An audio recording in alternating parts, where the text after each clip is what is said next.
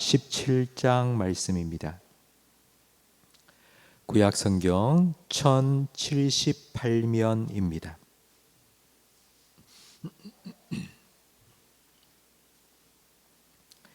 예레미야 17장 19절부터 27절까지 한 절씩 교독하겠습니다. 여호와께서 내게 이와 같이 말씀하시되 너는 가서 유다 왕들이 출입하는 평민의 문과 예루살렘 모든 문에 서서 무리에게 이르기를 이 문으로 들어오는 유다 왕들과 유다 모든 백성과 예루살렘 모든 주민인 너희는 여호와의 말씀을 들을지어다. 여호와께서 이와 같이 말씀하시되 너희는 스스로 삼가서 안식일에 짐을 지고 예루살렘 문으로 들어오지 말며 안식일에 너희 집에서 짐을 내지 말며 어떤 일이라도 하지 말고 내가 너희 조상들에게 명령함 같이 안식일을 거룩히 할지어다. 그들은 순종하지 아니하며 귀를 기울이지 아니하며 그 목을 곧게 하여 듣지 아니하며 교훈을 받지 아니하였느니라. 여호와의 말씀이니라. 너희가 삼가 나를 순종하여 안식일에 짐을 지고 이 성문으로 들어오지 아니하며 안식일을 거룩히 어떤 일이라도 하지 아니하면 다윗의 왕위에 앉아 있는 왕들과 고관들과 병거와 말을 타고 이 성문으로 들어오되 그들과 유다 모든 백성과 예루살렘 주민들이 함께 그리할 것이요 이 성은 영원히 있을 것이며 사람들이 유다 성읍들과 예루살렘의 들린 곳들과 베냐민 땅과 평지와 산지와 네게르부터 와서 번제와 희생과 소제와 유향과 감사제물을 여호와의 성전에 가져오려니와 함께 읽습니다. 그러나 만일 너희가 나를 순종하지 아니하고 안식일을 거룩되게 아니하여 안식일에 짐을 지고 예루살렘 문으로 들어오면 내가 성문에 불을 놓아 예루살렘 궁전을 삼키게 하리니 그 불이 꺼지지 아니하리라 하셨다 할지니라 하시니라. 아멘. 연애할 때 밀당을 해야 된다고 합니다. 밀당은 밀고 당기기의 줄임말입니다. 너무 가깝다 싶을 때 좀 밀어내고 그리고 좀 멀어졌다 싶을 때 당겨야 합니다. 오늘 본문 말씀에도 하나님께서 밀당하십니다. 지금까지는 하나님께서 끊임없이 심판의 메시지를 쏟아내셨습니다. 새벽마다 기도에 오셔서 심판할 거다, 멸망당할 거다, 뭐 이런 말씀만 계속 들었는데요. 참 힘드셨죠. 근데 오늘 본문에 이제 하나님께서 살 길에 대해서 말씀해 주십니다. 이 심판을 피할 수 있는 방법이 무엇인지 알려주시는데 24절 말씀해 보니 여호와의 말씀이니라. 너희가 만일 나를 삼가 나를 순종하여 안식일에 짐을 지고 이 성문으로 들어오지 아니하여 안식일을 거룩히 여겨 어떤 일이라도 하지 아니하면 이 성이 영원히 있을 것이라고 말씀하십니다.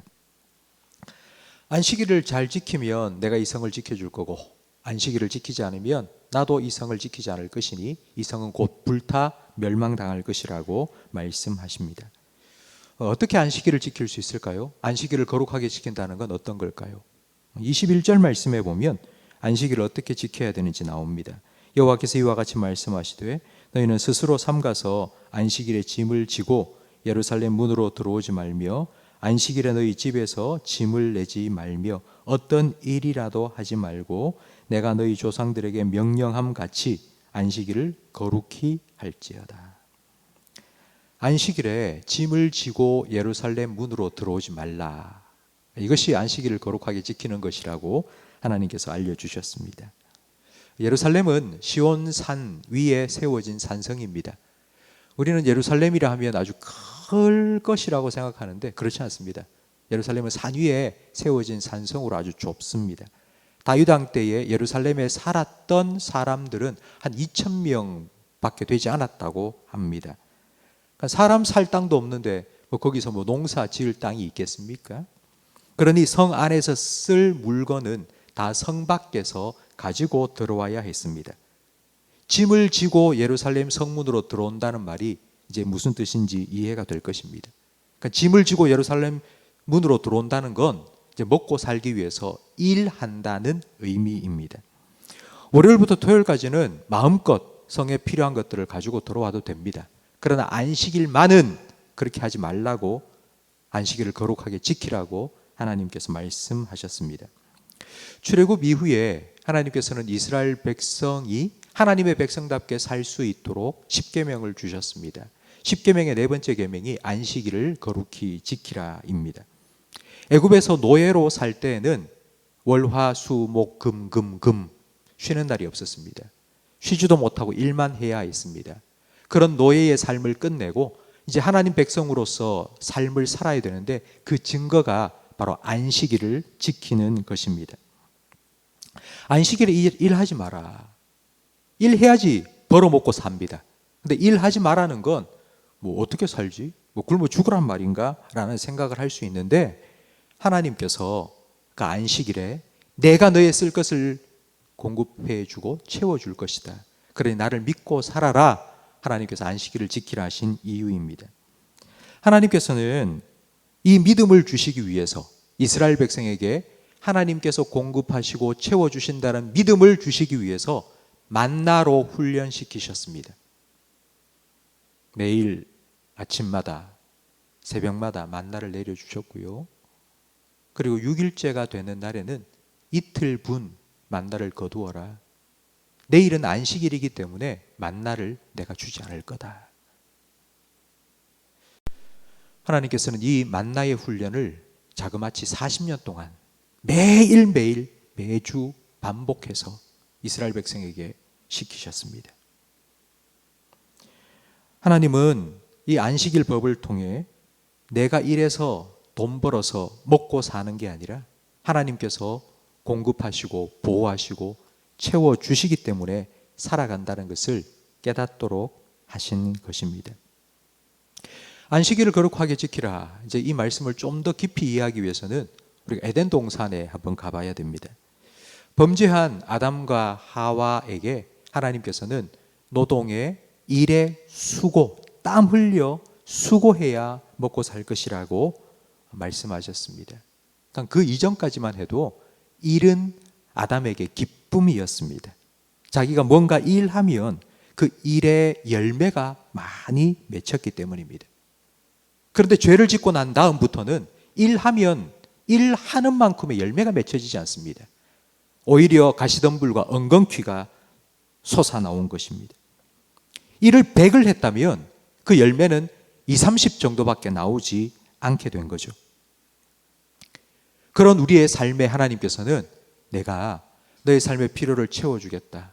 네가 일을 20, 30밖에 못한다 해도 내가 나머지 필요한 70, 80을 내가 채워주겠다. 그것이 바로 우리가 말하는 하나님의 은혜요 축복입니다. 하나님께서는 이런 은혜와 축복을 범죄하여 가시덤불과 엉겅퀴로 가득한 우리의 삶에 채워주시겠다고 안식일을 지키라고 명령하신 것입니다. 시편 127편에 여호와께서 집을 세우지 아니하시면 세우는 자의 수고가 헛되고 여호와께서 성을 지키지 아니하시면 파수꾼의 깨어 있음이 헛되다고 말씀하셨습니다. 안식일을 지키라는 것은 바로 이런 의미입니다. 우리의 삶이 밑빠진 독에 물붓기가 되지 않도록 하나님 좀 지켜주세요. 일의 열매가 가시덤불과 엉겅퀴가 되지 않도록 풍성한 하나님의 은혜와 축복을 내 삶에 좀 허락해 주세요. 이렇게 하나님께 우리의 삶을 맡기기 위해서 하나님은 나와라. 나한테 좀 와서 나한테 예배하고 내 은혜를 좀 받고 가라. 하나님께서 명령하신 겁니다. 성도 여러분, 하나님께서 우리에게 안식일을 지켜라. 그 안식일 날 아무 일도 하지 말고 나한테 나와서 예배해라 하실 때는 이런 의미입니다. 내가 너 기다리고 있을게. 내가 양손 가득히 너에게 줄 은혜와 축복을 가득 안고 내가 그걸 너에게 주기 위해서 내가 여기 기다리고 있을게. 제발 좀 와라. 이런 하나님의 마음을 알면 하나님께서 안식일을 지키지 않았다고 예루살렘을 멸망시키겠다고 하신 이유를 우리가 조금은 이해할 수 있겠죠? 여러분, 친구와 약속을 했습니다. 언제 어디에서 꼭 만나자. 그런데 바람 맞았습니다. 여러분, 마음이 어떻겠습니까? 기분이 어떻겠습니까?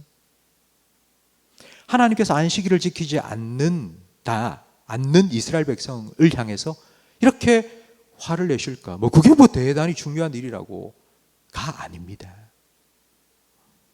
하나님께서는 우리를 위해서 시간을 내신 겁니다. 기다리고 계십니다. 하나님께서 우리에게 시간을 요구하십니다. 안식일을 지키라고. 그냥 이곳에 와서 몸만 공간을 채우지 말고 시간을 너의 온 마음과 정성을 다해서 좀 내게 달라고. 성도 여러분, 우리가 주일날 하나님을 예배하는 건 바로 이런 의미입니다. 하나님께서 내 공급자가 되시고 내 삶의 보호자가 되시고 내 삶의 필요를 아시고 채워주시는 분이라는 것을 믿고 그분께 내 삶을 온전히 맡기며 예배하는 것. 우리가 그 시간을 하나님께 드리는 예배로, 온전한 예배로 채워가면 하나님께서는 우리의 삶의 나머지 시간을 하나님의 은혜로 채워주실 것입니다. 오늘 이 새벽에 기도의 자리에 나오신 성도 여러분, 오늘 이 첫 시간을 우리 기도로 하나님께 드리면 하나님께서 오늘 하루의 나머지 시간을 하나님의 은혜로 여러분의 삶을 채워주실 것입니다. 우리는 그 하나님을 믿고 이 자리에 나와왔습니다. 여러분, 하나님께 마음을 다하여서 예배하고 기도하세요. 하나님께서 내 공급자가 되시고 내 인도자가 되시고 보호자가 되신다는 것을 믿고 하나님께 여러분의 삶을 맡기세요. 내가 도저히 어떻게 할 수 없는 문제, 내가 아무리 힘쓰고 애써도 가시덤불과 엉겅퀴로 가득 찬 내 삶, 하나님께서 풍성한 은혜로 채워주세요. 하나님께 온전히 맡기시고 하나님이 채워주시는 은혜와 복을 누리며 살아가시는 여러분들이 되시기를 주님의 이름으로 축복합니다. 기도하겠습니다. 하나님 아버지, 감사합니다. 비가 오고 태풍이 몰아치는 이 새벽 시간, 우리의 마음을 온전히 하나님께 드리기 위해 우리들이 이 자리에 나왔습니다. 우리가 이 한 시간을 주님께 온전히 드립니다. 그러니 오늘 하루의 남은 시간을 하나님께서 책임져 주시옵소서.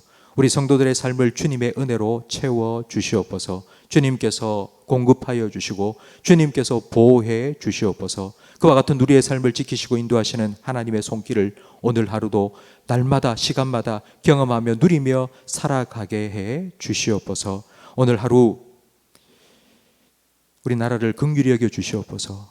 태풍이 관통한다고 하오니 하나님, 태풍의 세력을 감하여 주시옵소서. 그동안 오랫동안 폭염으로 달구어진 이 땅을 그냥 식혀주고 통과해 나는 그런 효자 태풍이 될 수 있도록 하나님께서 지켜 주시옵소서. 우리 성도들의 안전, 건강, 발걸음을 주님께서 눈동자와 같이 지켜 주시옵소서. 예수님 이름으로 기도합니다. 아멘.